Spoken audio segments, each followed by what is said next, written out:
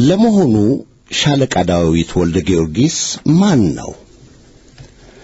ዛሬ ሻለቃ ዳዊት ማንነት መጻፍ ያስገደደኝ ዋናው ምክንያት መንግስቱ ኃይለ ማርያምን ከዳው ካለበት ጊዜ ጀምሮ ወያኔ አዲስ አበባ እስከገባበት ዕለት ድረስ ማለትም በውጭ ሀገር የስለላ መረብ ውስጥ ከመዘፈቅ ጀምሮ ከሻዕቢያ ወያኔና ኦነግ ጋር ከነበረው ጥብቅ ግንኙነትና በዛም ሳቢያ በመፈንቅለ መንግስቱ ምክንያት ጭምር የአገር መከላከያ መውደምን አስመልክቶ የሱ አስተዋጽኦ እንደነበረበት ግልጽ ሆኖ ሳለ በስራው ወንጀል አፍሮና አርፎ ከመቀመጥ ይልቅ ለዳግመኛ ጥፋት ላይታች ሲል በመታዘቤ ሕዝብ የማወቅ መብት አለው ብዬ ስለማምን ማንነቱን ማሳወቅ የግድ ስለሆነ ነው። ከምንጫችን ካገኘነው እውነተኛ ታሪክ ተነስተን ስለ ሻለቃው የምንለው ይኖረናል። ተከታተሉን። የመለዮ ለባሹ ንቅናቄ ከተጀመረ ቆየት ያለ ቢሆንም ዓላማና ደንብ አዘጋጅቶ መንቀሳቀስ የጀመረው ግን በ1971 ዓመተ ምህረት በጥር ወር በአሜሪካን አገር ዋሽንግተን ዲሲ ውስጥ በመሰረተው የመጀመሪያ ስብሰባ ላይ ነበር። የመንግስቱ ኃይለ ማርያም ወዳጅና የቅርብ ሰው የነበረው ሻለቃ ዳዊት ለሥራ ጉዳይ ከኢትዮጵያ ወደ ዋሽንግተን ካቀና በኋላ ከሕዝብ የሚያገናኘው ሰው ፈልጎ ኮሎኔል መንግስቱን ለመታገል ቆርጦ እንደተነሳ ገለጸ። በዚህም መሰረት ክተት በተባለው ድርጅት ለመሳተፍ ሞከረ። ነገር ግን የክተት ህቡዕ ድርጅት አባል ከመቀበሉ በፊት ባህሪያቸውን የሕዝብ ደም ያለባቸውን የሕዝቡን አደራ የሸሹትን የሕዝብ ንብረት የዘረፉትን የስልጣን ናፋቂዎችን ወዘተ ሰርገው እንዳይገቡ ለማጣራት ሲል የሻለቃውን ሙከራ ውድቅ በማድረግ ሳይፈቅድለት ቀረ። አንድ የድርጅቱ አባል ግን ሻለቃው የወጣበትን ምክንያት በማያሻማና በማያጠራጥር መልክ ለሕዝቡ ሌተናል ኮሎኔል መንግስቱን በግልጽ በራዲዮና በጽሑፍ እንዲያወግዝ ጠየቀ። ሻለቃው ሲነገረው መስማማቱ ቀፈፈው፣ ሳይቀበለው ቀረ።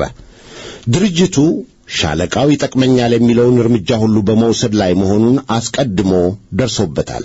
ከዚህም በላይ ከአሜሪካው የውጭ ጉዳይ መስሪያ ቤት እየተመላለሰ የሚያስፈልገውን ሁሉ በማድረግ ላይ እንዳለ ድርጅቱ አውቋል። በተባበሩት መንግስታት ቢሮ የኢትዮጵያ መንግስት አምባሳደር ሆኖ ቢሾም መክዳቱን እንደሚያቆም ከአቶ ካሳ ከበደ ጋር ስምምነት ለማድረግ የመሞከሩ መረጃ ይፋ ሆነ። ሻለቃው ወደ አዲስ አበባ የማይመለስበት ጉዳይ እሱ ቀደም ሲል እንደገለጸው መንግስቱን ለመታገል ሳይሆን በሻለቃ ለገሰ አስፋው ምክንያትና ቤቱ በመበርበሩና ይህንን መንግስቱ ኃይለ ማርያም መስማቱን በካሳ ከበደ በኩል ስለሰማ ነበር። መንግስቱ ኃይለ ማርያምም የዳዊትን ቤት በረበሩ በተባሉት ላይ እርምጃ ለመውሰድ መርማሪዎች ወደ ዳዊት ቤት ይልካል። መርማሪዎቹም ከዳዊት ቤት ያገኙት ከአንድ አሮጌ ሱሪና አሮጌ ሻንጣ በስተቀር ሌላ ነገር አልተገኘም። በዚህም ጊዜ ሻለቃው ተዘጋጅቶ እንደወጣ ግልጽ ሆነ። በተባበሩት መንግስታት የኢትዮጵያ ቢሮ ጸሐፊ የነበረችው አበበች መኮንን የተባለችው ሻለቃው የተጠቀመበትን ቼክ አጉዱዳል የተባለውን ገንዘብ የሚገልጽ መረጃ ነው የተባለውን ሁሉ አሰባስባ ወደ አዲስ አበባ በአቶ ካሳ ከበደ አማካይነት ላከች። ከዚህ በኋላ ከኢትዮጵያ ሕዝብ የተሰበሰበ ገንዘብ ይዞ ከድቷል በሚል ጸሐፊዋ ያቀረበችውን ቼክ በጋዜጣ በማውጣት ሻለቃው በራዲዮና በቴሌቪዥን ለሕዝብ እንዲጋለጥ ተደረገ። ስለዚህ ከመንግስቱ ጋር ሰላም ለመፍጠር ሲያደርግ የነበረው ሙከራ ሳይሳካ መቅረቱን ሲያረጋግጥ ድርጅቱ ወዳለበት ገብቶ በመታገልና ለመበቀል ከፍተኛ ጥረት ማድረጉን ቀጠለበት። የሚቀላቀለው ድርጅት እምነት እንዲጥልበት ሁኔታውን ማመቻቸት ስለሚኖርበት መንግስቱ የሰራቸውን ወንጀሎች ለማጋለጥ ሲደከም ታይቷል። በሌላ በኩል ደግሞ በመፈንቅለ መንግስቱ ድርጅት ውስጥ ገብቶ ለመታገልና እርዳታም ለማስገኘት እንደሚችል ለግለሰቦች ቃል መግባቱ ይሰማል። ዳዊትን ከተት ባይቀበለውምና በኢሰፓ ውስጥ በነበረበት ጊዜ የፈጸማቸው በዝርዝር ባይታወቅም እስኪጣራ ድረስ በህቡ በሚንቀሳቀሰው የመለዮ ለባሹ የኢትዮጵያ ወታደሮች ንቅናቄ ድርጅት እንዲገባ አመራሩ ቢቀበለውም አባላቱ ተቃውሞ ነበረው። ነገር ግን ኮሚቴው ጠንካራና ደካማ ጎኖችን አቅርቦ በማሳመኑ አባል ሊሆን ቻለ። ድርጅት ውስጥ እንዲቀላቀል ሲደረግ ከምክንያቶቹ አንዳንዶቹ የደርግ ባለስልጣን የነበረው ሰው ሲከዳ የሚያስገኘውን ፖለቲካዊ ጠቀሜታ ግምት ውስጥ በማስገባትና ድርጅቱ ከነበረበት ኢኮኖሚያዊ ውጥረት አንጻር ሻለቃው ከአሜሪካ መንግስት ድጋፍ አስገኛለሁ በማለቱ የተመሰረቱ በመሆናቸው በሻለቃው ማንነት ላይ ተነስተው የነበሩ ጥርጣሬዎችና ተቃውሞዎች እንዳይተኮርባቸው ሁኔታው አስገድዷል። የሻለቃ ዳዊት ወደ ወታደሮቹ ንቅናቄ መግባት የትግል ታሪክ ይህንን ይመስላል። ከዚያም በኋላ ዋሽንግተን በተደረገው ስብሰባ ለመጀመሪያ ጊዜ አብሮ ተሰበሰበ። ለቀጣዩ ስብሰባ በስደት ላይ ያሉ ጥሩ ስነ ምግባር ያላቸውን ሰዎች አባላቱ ይዘው እንዲቀርቡ በተስማሙት መሰረት ዳዊት ብዛት ያላቸውን መኮንኖች ስም ይዞ ቢቀርብም ከሻለቃ ስለሺ ፍስሐና ሻምበል ጸጋዬ በስተቀር ብዙዎቹ ከደርግ ጋር በሰሩበት ጊዜ ጸረ ሕዝብና ንብረት የዘረፉ ስለነበሩ ተቀባይነት ሳያገኙ ቀሩ። እነኚህ ሁለት መኮንኖች በአባልነት ተመዝግበው ከኮሚቴው ጋር እንዲሰሩ ሆነ። የእነዚህ ሁለት መኮንኖችና የሻለቃ ዳዊት ከኢትዮጵያ ወታደሮች ንቅናቄ ጋር የተቀላቀሉበት እውነተኛ ታሪክ ይህ ነው። ነገር ግን እነኚህ ሦስት መኮንኖች የኢትዮጵያን ወታደሮች ንቅናቄ ቦስተን ላይ የመሰረቱት እነሱ እንደሆኑ አድርገው የሐሰት ታሪክ ፈጠሩ። ሻለቃ ዳዊት ወልደ ጊዮርጊስ ቀድሞ የተፈጠረውንና ደጅ ጸንቶ የገባበትን የኢትዮጵያ ወታደሮች ንቅናቄ እሱ እንደፈጠረው አድርጎ ያቀረበው የታሪክ ሽሚያ ፍጹም ሐሰት ነበር። ለመግለጽ የተሞከረው በብዙ ሰዎች ዘንድ የሻለቃ ዳዊት ሚና አወዛጋቢ ሆኖ ያለማቋረጥ የቀጠለ ስለሆነ ትክክለኛ መልኩን ለማስጨበጥ ነው። ይህ ንቅናቄ እየሰፋ ከመጣ በኋላ የድርጅቱ መጠሪያ የኢትዮጵያ ነጻ ወታደሮች ንቅናቄ ተብሎ ተሰይሞ በህቡ ስራውን ጀመረ። የንቅናቄውም አይነተኛ ትኩረት መፈንቅለ መንግስት ማድረግ ነው። በደርግ ላይ እጃቸውን ያነሱም ይሁን በአንደበታቸው የተቃወሙ የተቃዋሚ ድርጅቶች ሁሉ ጋር ልዩነት ሳይደረግ ግንኙነት መመስረትና የጋራ ለሆነው አገራዊ ጉዳይ መስራት እንዳለበት ይገልጻል። ስለዚህ ኢህአፓን፣ መኢሶን፣ እነ ሻዕቢያንና ወያኔን ጨምሮ ግንኙነት ለማድረግ ወጠነ። የመጀመሪያ ልዑክ ወደ ሱዳን ኤርትራ ላከ። መፈንቅለ መንግስት ሲደረግ ሻዕቢያና ወያኔ አጋጣሚውን ተጠቅመው በሰራዊቱ ላይ አደጋ እንዳይጥሉ የጋራ ኮሚቴ አቋቁሞ አስተማማኝ ዋስትና የሚገኝበትን ተግባራዊ ለማድረግ ሱዳንም ኤርትራንም ድረስ ልዑክ በመላክ አሜሪካን አገርም ተገናኝቶ በመነጋገር የመጀመሪያ ሚሽኑን ተወጣ።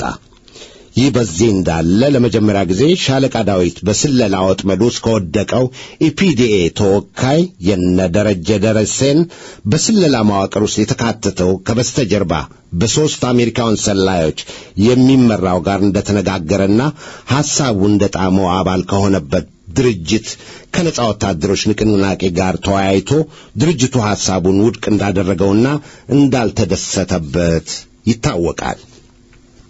የዚህ ዶሴ ከተዘጋ ከተወሰነ ጊዜ በኋላ ሻለቃው የገንዘብ እርዳታን በተመለከተ ብዙ ደከምኩበት የሚለውን ድርጅቱ ራሱ ከአሜሪካን አንደበት ለመስማት በግንቦት ወር 1989 ዓ.ም ከኢትዮጵያና ከሱዳን የመጡትን ጨምሮ 9 ሰዎች ያሉበት ቡድን ይዞ ወደ ስብሰባው ቦታ አመራ።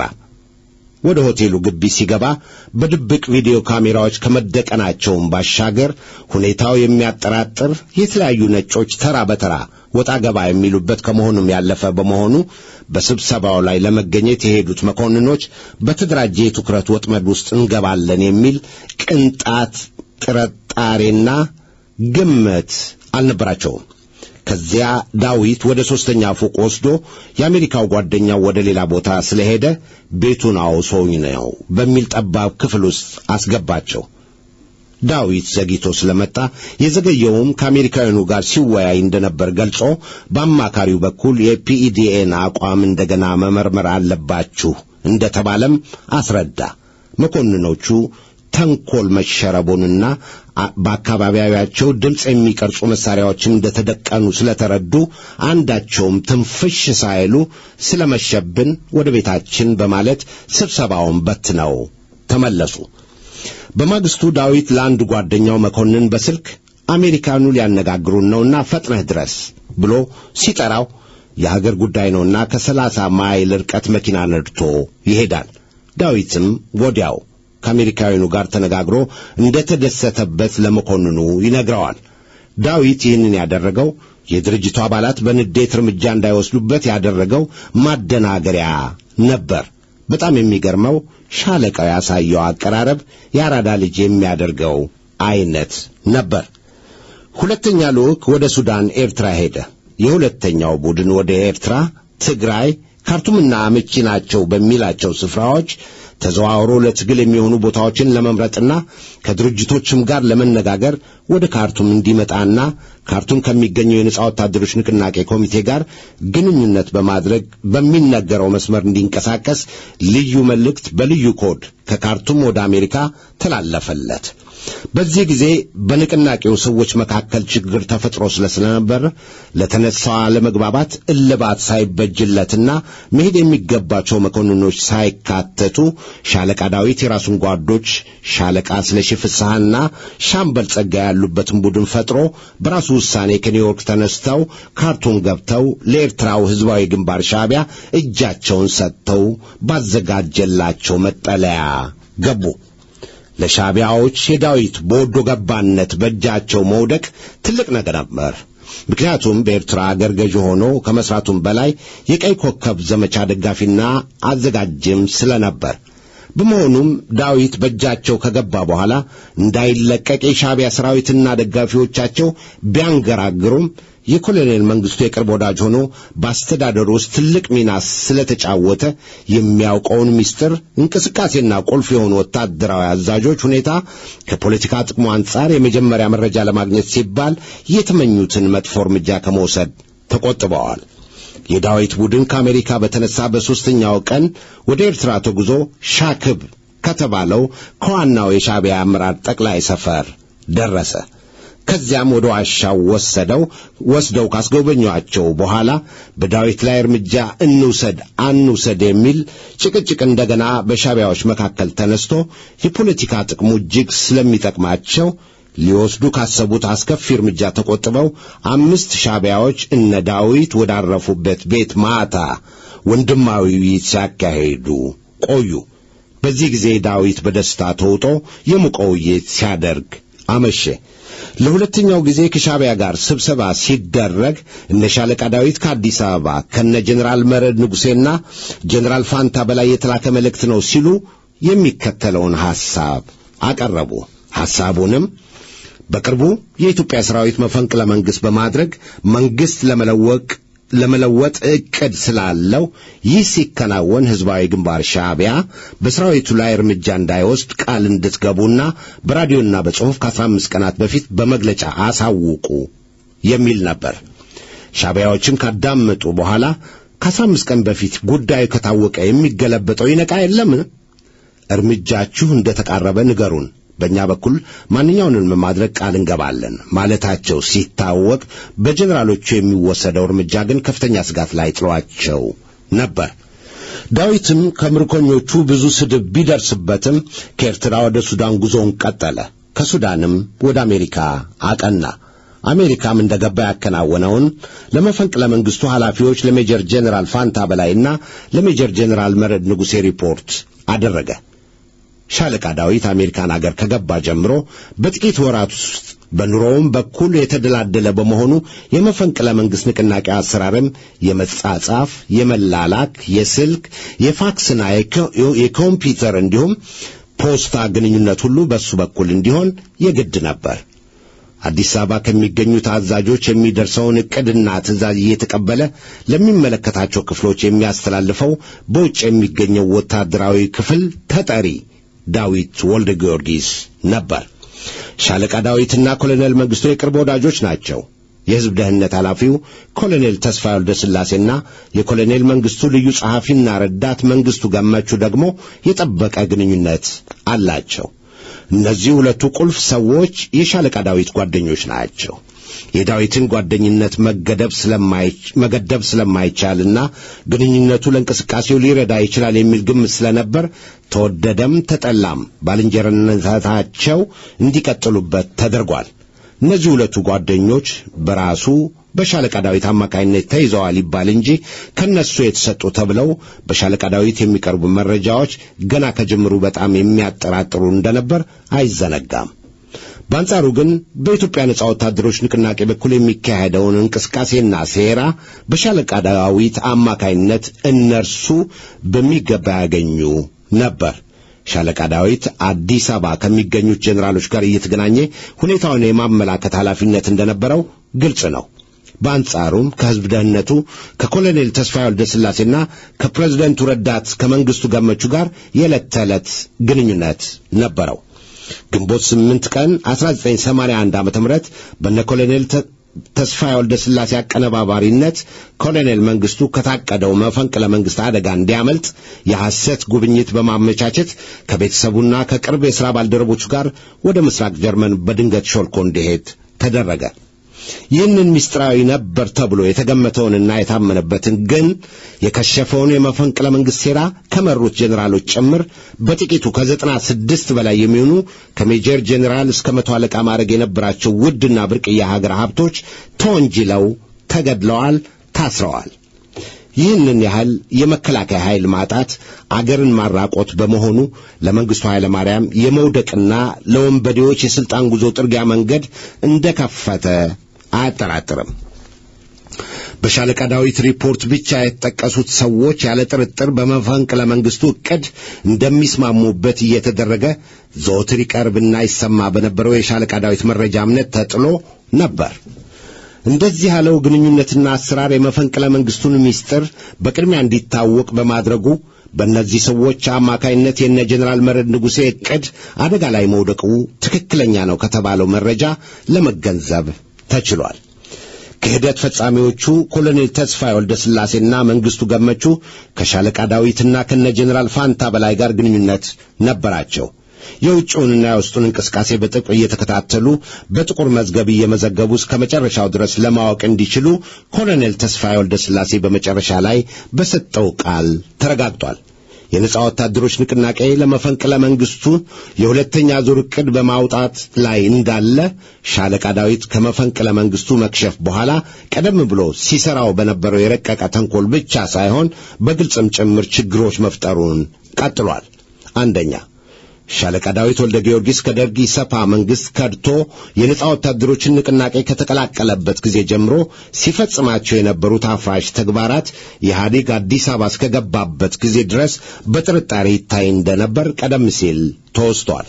ሁለተኛ፣ ቀደም ሲል እንደተገለጸው ሻዕቢያ በሻለቃው ላይ እርምጃ ያልወሰደው ሻለቃው የሚያውቀውን ምስጢር እንቅስቃሴና ቁልፍ የሆኑ ወታደራዊ አዛዥ ሁኔታዎች ከፖለቲካ ጥቅሙ አንጻር የመጀመሪያ መረጃ ለማግኘት በመሆኑ እነ ኮሎኔል ተስፋዬ ወልደስላሴና መንግስቱ ገመቹ ከጄኔራሎቹ ጋር እንደማይጓዙና መፈንቅለ መንግስቱን በቅድሚያ እንደሚቀጩት እየታወቀ በሚገባ ተደራጅተው በቁርጠኝነት እርምጃቸውን ለመውሰድ የተነሱትን የመፈንቅለ መንግስት ጄኔራል መሪዎችና አስተባባሪዎች እያስለቀመ ማስመታት የተከሰተው የነጻ ወታደሮች ንቅናቄን ድርጅት ከጊዜ በኋላ የተቀላቀለውንና በአመራሩ ውስጥ በመግባት የግል ውሳኔ በማድረግ ላይ የነበረውን ዳዊት ወልደ ጊዮርጊስን ነው።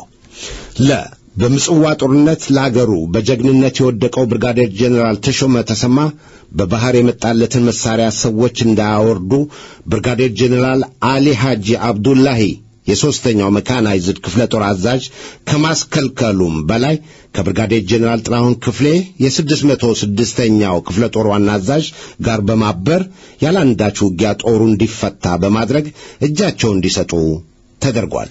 እነዚህ ሰዎች ላደረጉት አገር የመበተን ውለታ በክብር ቆይተው ወደ አዲስ አበባ ሄደው ሥራ ይዘው እንደነበር ይታወቃል። ይህንንም ሻዕቢያ ከሻለቃው የፈለገው የወታደራዊ አዛዦች ሁኔታ መረጃ ከመሆን አይዘለም። በነገራችን ላይ ተስፋዬ ኢህአዴግ ወደ ሆኒ ካወረደው በኋላ በነበረበት እስር ቤት ሆኖ በ1985 ዓ.ም ሳሌም ለሚባል መጽሔት ከሰጠው ቃለ መጠይቅ ላይ የሚከተለው አጭር ምስክርነት ይገኛል። የኤርትራን ጉዳይ መድረክ በመፈለግ በቅድሚያ ከፒኤልኤፍ ሻዕቢያ ከዛም ቀጥሎ ከኤልኤፍ ጀብሃ ጋር ውይይቶችን አድርጌያለሁ።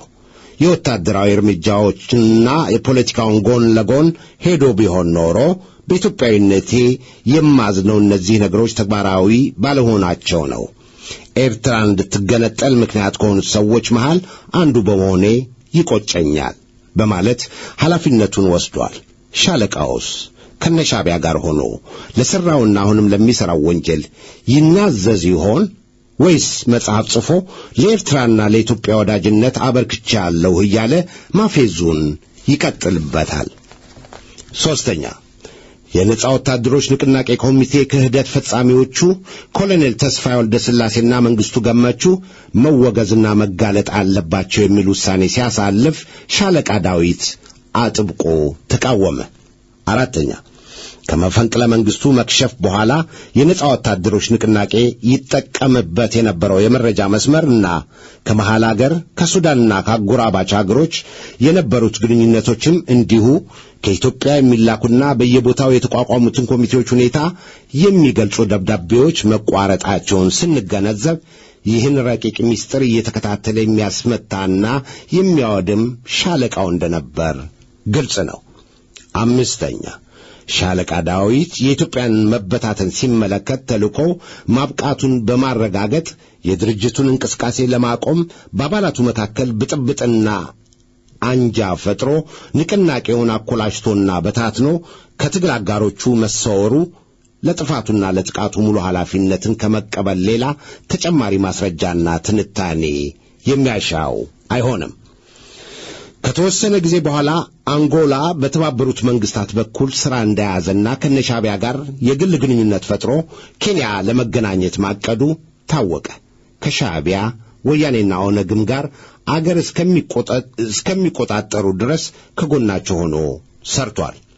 ይህ በዚህ እንዳለ ወያኔ ኢህአዴግ አምቦ እስከሚደርስ ድረስ ሻለቃ ዳዊት ጋር ግንኙነት ነበራቸው፣ ባለውለታም ነበር። አምቦ ሲደርስ ግን ግንኙነቱ ቆመ። ሻለቃውም ተስፋ ሳይቆርጥ መጠባበቁን ቀጠለ።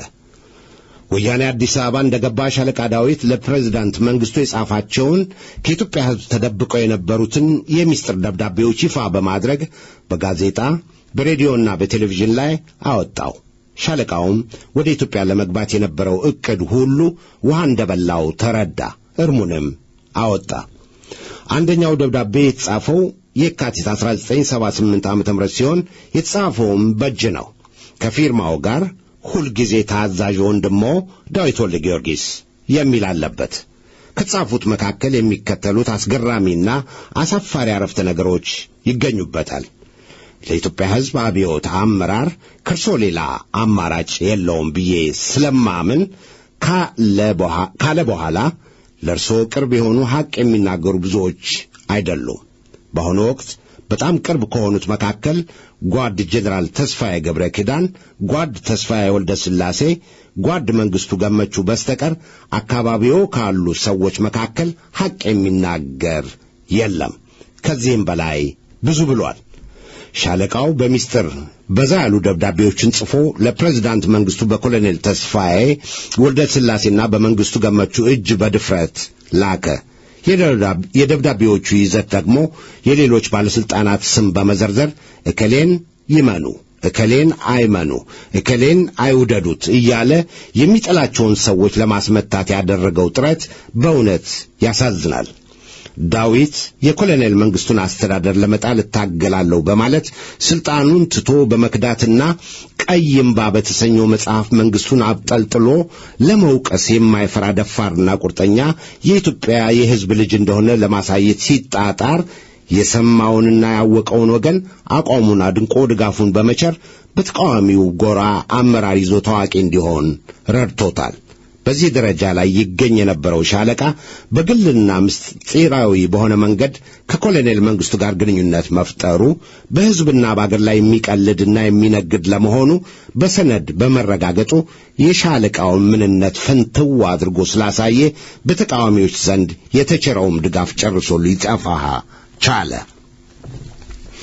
ሻለቃው ኢትዮጵያ ያለው በመንግስቱ ፊት ሳይቀር የልቤን ለመናገር ድፍረቱ ነበረኝ ወዘተ ይል እንደነበረው በስደት ያለስ መንግስቱን በሚስጥር ሲገናኝ እንደሚለማመጠው ነው ወይስ በእውነተኛ ማንነቱ ይገልጸው ይሆን? ለማንኛውም ዝርዝሩ በራሱ በዳዊት የእጅ ጽሑፍ በየካቲት እንደ ኢትዮጵያ አቆጣጠር በ1978 ዓመተ ምህረት ከተጻፈው ደብዳቤው ይገኛል። ሁሉንም የደብዳቤውን ይዘት መጻፍ ስለማይቻል ፈላጊው ብዙ ከሆነ ወደፊት ዘዴ ይፈለግለታል። መደምደሚያ እነ ኮሎኔል ተስፋዬ ወልደ ስላሴና መንግስቱ ገመቹ የዳዊት ጓደኞች እንደሆኑ ቢታወቅም መፈንቅለ መንግስቱን በሚመለከት ከነ ጀነራሎቹ ጋር ያገናኛቸውና ለደረሰው ክሽፈትና የነፍስ መጥፋት በቅድሚያ ተጠያቂው ሁለት ስለት ባለው ቢላዋ የሚበላው ዳዊት እንደሆነ መታወቅ አለበት። የመፈንቅለ መንግስቱ ጀነራሎች ከመሃላችን ሰው ከዳን ሲሉ ተደምጠዋል። ያ ከዳ የተባለው ሰው አንድ ብቻ ሳይሆን ሶስት ናቸው። እነሱም ኮሎኔል ተስፋዬ፣ መንግስቱ ገመቹና ዳዊት ወልደ ጊዮርጊስ ነበሩ። ለሻለቃው በሻቢያ ላለመገደል ምክንያት የሆነው በቂ መረጃዎች በመስጠትና ኢትዮጵያን በመበተን ታማኝነቱን በማብሰሩ እንደሆነም ይነገራል። መፈንቅለ መንግስቱ ቢሳካና ጀነራሎቹ ቢተኩና የኢትዮጵያ ጦር እንደገና ቢጠናከር ሻቢያም ሆነ ወያኔ እንደገና ከተጠናከረ ኃይል ጋር መግጠም የበለጠ ስለሚከብድ እናም መፈንቅለ መንግስቱ እንዳይሳካ ዳዊትን ይዘው አሁንም ዜናዎችን ከመከታተልም በላይ ባሏቸው የውስጥ አርበኞችም ጥረት ከማድረግ አላቆሙም ነበር። ሳይሳካ ሲቀርና ሲከሽፍ ተገንጣዮቹ ተደሰቱ። ከምክንያቶቹም ዋናው በመክሸፉ ቁጥር ስፍር የሌለው የመከላከያ ኃይል ማጣት አገርን ማራቆት በመሆኑ ለመንግስቱ ኃይለ ማርያም የመውደቅና ለወንበዴዎቹ የስልጣን ጉዞ መፋጠን ጥርጊያ መንገድ በመክፈቱ በኋላም ሰራዊቱ ባሻጥር ለመበተን በቃ። እስካሁን በዝርዝር የቀረቡትን ከተከታተል ዳዊት ቀደም ሲል ወደ ፖለቲካው ከመጣበት ጊዜ ጀምሮ የሰራቸው ሁሉ አፍራሽ እንጂ አንድም ገንቢ ነገር አለመኖሩን እንረዳለን። እነኚህን መጠነ ሰፊ አሳፋሪ ታሪኮች የሰራው ሻለቃ ዳዊት የሰራውን ሥራ የሚያውቁበት ሰዎች ሞተው አልቀዋል፣ ወይም ጊዜው ስለረዘመ ተረስቶልኛል ብሎ ካላሰበ ወይም የዶሮ ዓይን ካልበላ በስተቀር ማፈር ስለሚኖርበት ዳግመኛ ወደ ፖለቲካው መስክ መጥቶ ለዳግመኛ ጥፋት ይዘጋጃል ብሎ ማሰብ ይከብዳል። ያም ሆነ ይህ የለመደ ልማድ ያሰርቃል ከማዕድ እንደሚባለው ሻለቃው ከወያኔ ቢለያይም ከሻቢያና ከኦነግ ጋር እንዲሁም በወያኔ ምትክ ብርሃኑን ይዞ ዛሬም እንደ ትናንቱ አገሪቱንና ሕዝቧን በድጋሚ ለመቅበር ብቅ ብሏል። የደርግ ኢሰፓ መንግስትም የሻለቃውን ክህደት አስመልክቶ ድርጊቱ ቤተሰባዊና የውርስ ባህሪ የባንዳነት ዘር አለው ማለት ነው እንደሆነ ይጽፉበት የነበሩበት መጣጥፎች ለመበቀል የሚያስገድድ እውነታ እንደሚታይበት ምስክርነቱ ገሃድ ያደርገዋል። ራሱን ከመካብ አልፎ ስለ አባቱም ከማፈር ይልቅ በኩራት ሲያነሳ ተደምጧል። እንደሚታወቀው ኢጣሊያ ከወጣ በኋላ አፄ ኃይለ ሥላሴ ወደ አገር እንደገቡ ብዙ የኤርትራና የትግራይ ባንዳዎች እንዲሁም ጥቂት የቀሪዎቹ ዘሮች ባንዳዎች ወደ ሹመት መምጣታቸው አይካድም። የሻለቃ ዳዊት አባትም አንዱ ናቸው።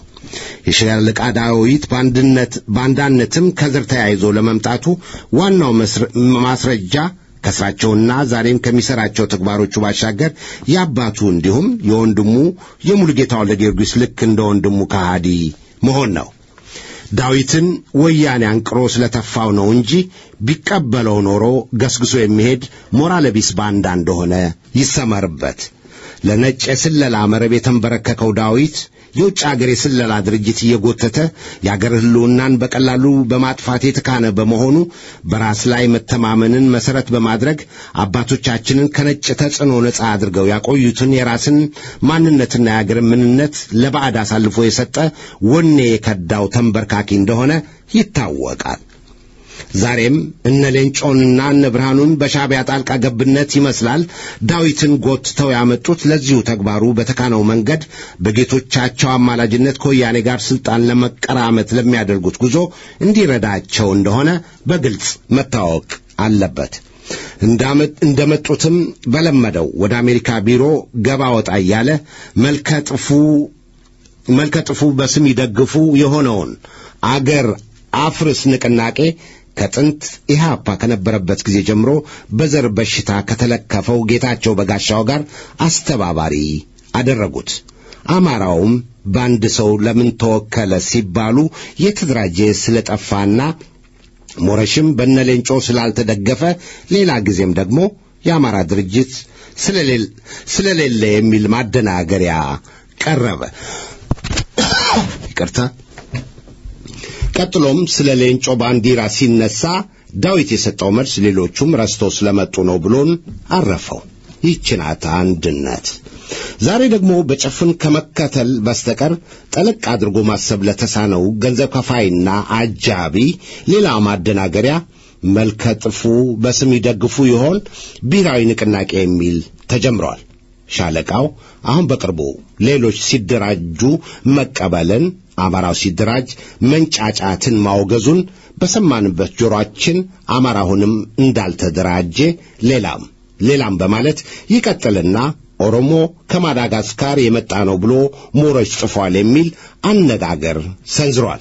ቀጥሎም ኦነግ ከመገንጠል ወደ አለመገንጠል እንደመጣ ሊነግረን ሞክሯል። ሻለቃው ይህንን በማር የተጠቀለለ መርዝ ይዞ በመቅረቡ ለኔ አይደንቀኝም። ምክንያቱም በተደጋጋሚ እንደጠቀስኩት ከዚህ ቀደም የጠላት መሳሪያ በመሆን እድሜ ልኩን ሲሰራው የኖረውን የባንዳነት ተግባሩን እንደሚቀጥልበት ስለማውቅ ነው። ሻለቃው አሁን በቅርብ ባደረገው ንግግር ላይ የተረዳሁት ሌላ የአማራ ድርጅት እነ ብርሃኑ ሊፈጥሩ ላይታች ስለሚሉ ያን ሁኔታ ለማጠናከርና በአማራው ስም የብአዴን አይነት ድርጅት ፈጥሮ ከተበከሉት ዘረኛ ድርጅቶች ጋር ለማዳበል ያደረገው ንግግር እንጂ የአማራውን ለህልውናው መደራጀት አምኖበት አይደለም። ዛሬ የተናገረውን ነገ የማይደግም የተለመደ የሻለቃ ዳዊት ባንዳው አካሄድ እንደሆነ ላረጋግጥላችሁ ወዳለሁ። የኦሮሞ ነጻ አውጪ ግንባር ኦነግ ከመገንጠል ወደ አለመገንጠል እየተባለ ብዙ ጊዜ የሚለፈፈው ሐሰት ነው። ኦነግ አሁንም ኦነግ ነው። አቋሙም እስከ ዛሬው ዕለት ድረስ መገንጠል ነው።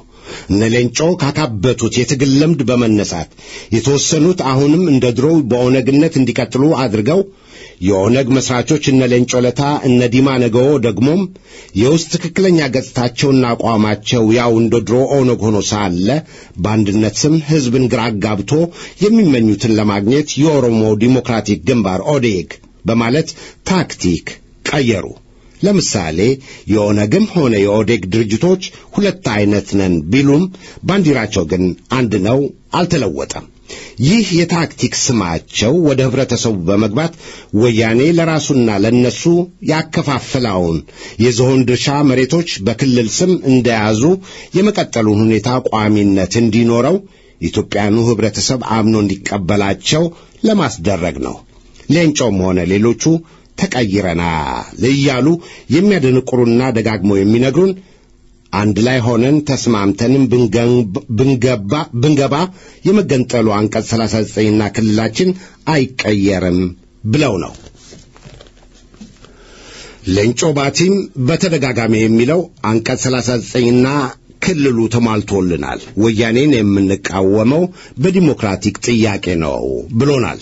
እነ ብርሃኑም ሌሎቹም የዘር ድርጅቶች ይህንን ይጋራሉ። ስለዚህ እውነተኞቹ የአንድነት ኃይሎችና አማራው የሚሉት ደግሞ የክልል ፌዴራሊዝምን አይቀበልም። ዛሬ ያሉት ክልሎች ፈርሰው የአሜሪካን መሰል ፌዴራሊዝም ወይም በዘር ያልተዋቀረ አስተዳደር ያስፈልገናል ባዮች ናቸው። ስለዚህ የኤትኒክ ፌዴራሊዝም አቀንቃኝና የጸረ ኤትኒክ አቀንቃኝ አንድ ሊሆን አይችልም።